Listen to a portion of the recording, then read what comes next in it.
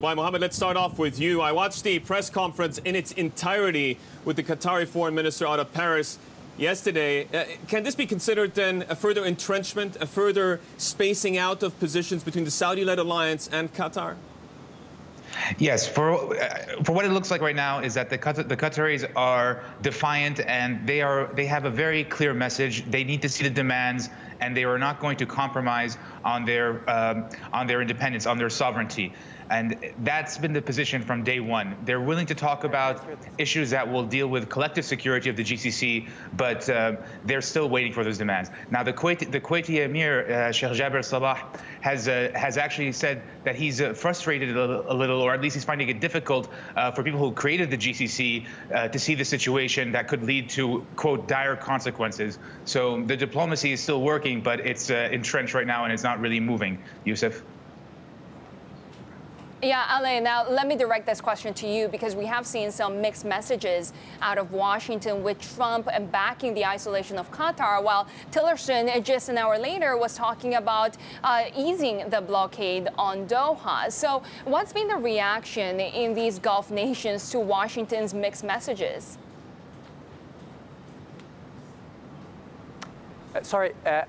Can you please repeat the question? I didn't hear at the beginning. Yeah, Alaa, what's been the reaction of Gulf nations to Washington's mixed messages?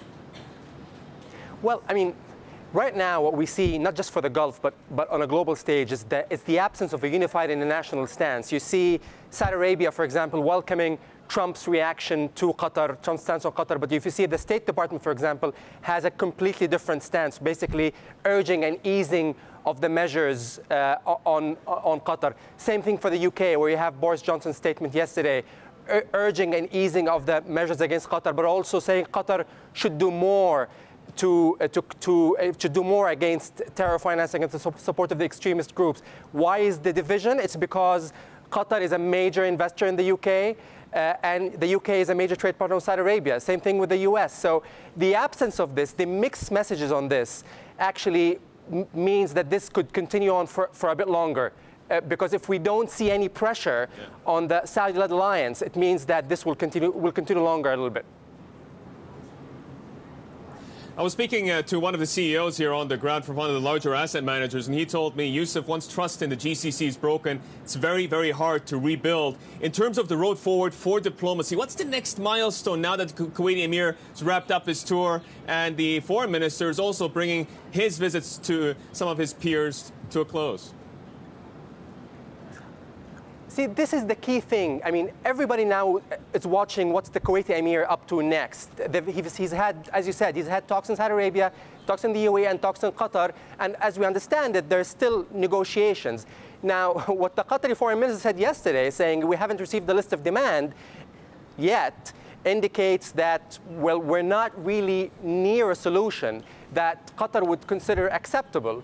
And again, with the messages that we heard from Qatar yesterday, from the foreign minister and from the finance minister, is a message of defiance. So unless the Kuwait comes up with a solution that saves face for Qatar, Qatar seems to be gearing to a prolonged siege, I'd say.